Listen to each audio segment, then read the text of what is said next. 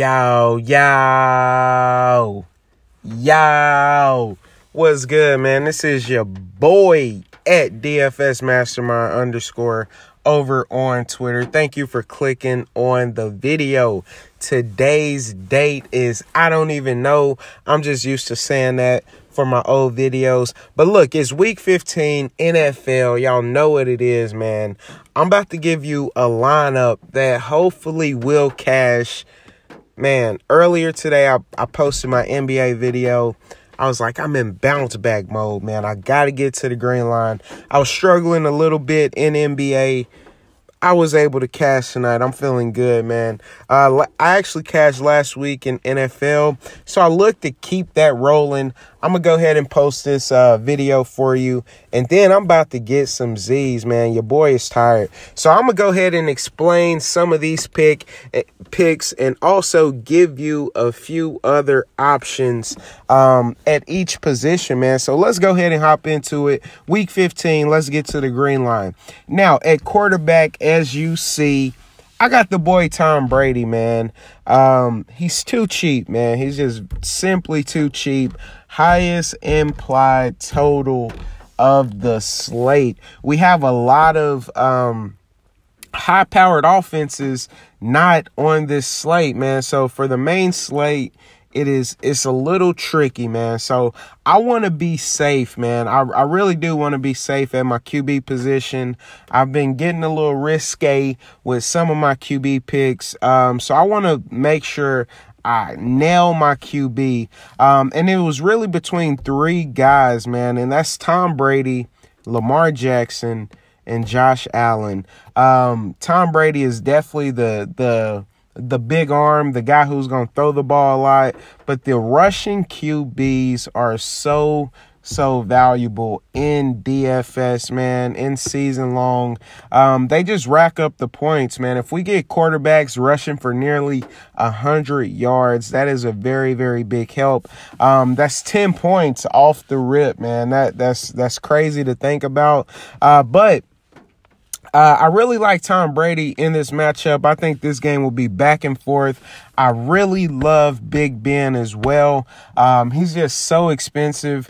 If you're playing like a big GPP and not a single entry, like you see I'm in a single entry right here. If you're playing a bigger GPP, I would say try to pay up for Big Ben. I think it's a bit more contrarian. Not as many people will pay up for him. I think Tom Brady's going to be somewhat chalky tomorrow, but I'm willing to eat the chalk at my QB position. But I also like Lamar Jackson and Josh Allen, man. I have to stress that. I think those are also two great plays. The lowest I'm going tomorrow is going to be Cody Kessler. I know it sounds ugly, it sounds stupid, and I may not even use him, but he was very intriguing to me. I really like the matchup going up against Washington, and I don't think he's that bad, man. I think with the offense, he will be able to come through with a very, very decent NFL with the decent DraftKings total, with the decent fantasy day.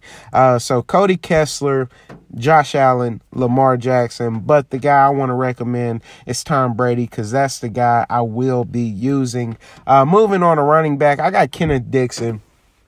He's super cheap, man.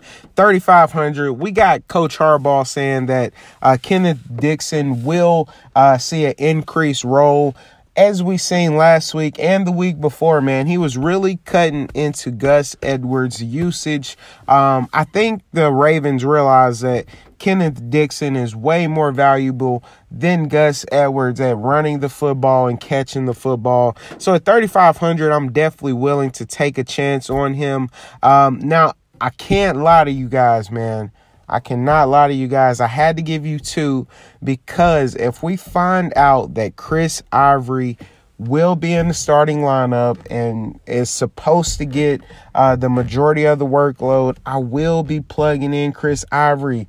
I'm letting you know off rip, man. I'm trying to be upfront and honest as possible. But I do love Kenneth Dixon. I'm going to leave myself a little bit of wiggle room just to slide Chris Ivory into this lineup. Or if I make another lineup, Chris Ivory will definitely be in there. But I need needed a really cheap guy so I could go and get Zeke Elliott.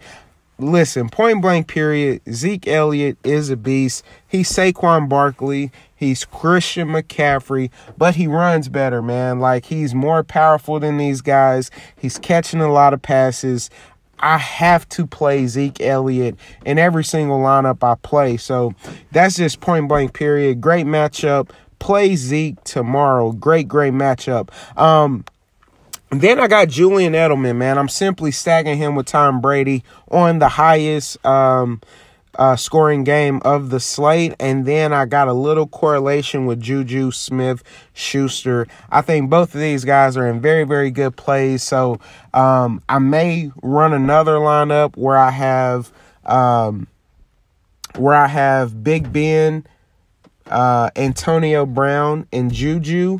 And maybe bring that back with Cordell Patterson or, Gronk, or, just try to stack this game up, because this is the juiciest matchup on the board. I'm not playing any games. One thing that I've been doing in NFL is trying to get way too cute, man. I've been trying to be too contrarian, and that has really been killing me. So I want to stick with the good plays. I want to stick with the high total games and make sure I have players from these games. Now, my punt at the wide receiver position is Jordy Nelson, 4,200, taking on Cincinnati. We know Cincinnati has a terrible defense, whether it's stopping the run, whether it's stopping the pass. They're just bad, man. Their offense is not much better. So I really like Jordy Nelson in this game.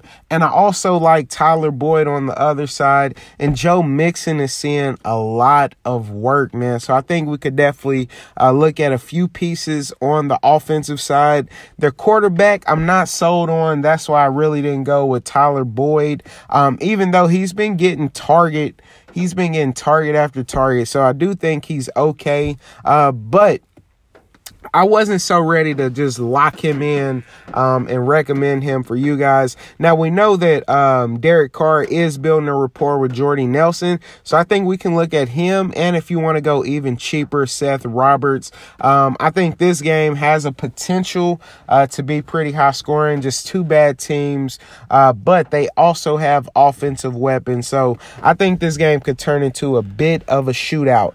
Moving on to tight end, as you see, Mr. Vernon Davis. We know Jordan Reed is out.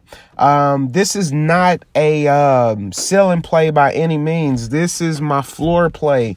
This is the guy that I'm hoping gets me like 10 points, and we will call it a day. I didn't feel like, I didn't have the money to pay up for tight end. That's why I'm not using George Kittle or Gronk or, whoever else was at the top. I can't remember who else was at the top, but that's why I'm not using the big dogs, man. I had to go down low. I had to find me a cheapie, and I landed on Vernon Davis. He's going to get the targets. He's going to have Josh Jackson as his quarterback. A running threat, I think it's possible. I think it's possible he can get us to 10 points. That's all I'm hoping for out of this. Very, very safe floor play for me in this spot. Then we have my man, Chris Carson. We know the Seahawks are really trying to pound the football. Chris Carson has been seeing 20-plus carries when he's healthy. Rashard Penny has already been ruled out. I love Chris Carson in this spot, man. I think he's a beautiful matchup versus the 49ers. And it's as simple as that. Another running back that I love that I will try to fit in my flex if I make another lineup will be Dalvin Cook, man. We know the GM, he fired the offensive coordinator. They said, we have this superstar running back and you're not feeding him the ball, man. What's going on? So anytime I hear news like that, a lot of people won't even hear that news. And then if people hear it, they may sleep on it. But I take that stuff serious, man. And I know it's narrative plays, but I think that stuff can really materialize when it comes to play calling, man. Just like I'll take you back to the NBA when the GM for the Kings told Yeager, he was like, man, you got to get Marvin Bagley in the game. You got to play these young guys. Bielitsa, he was seeing like 15 minutes a game. So I take stuff like that very serious. I love Dalvin Cook in this spot.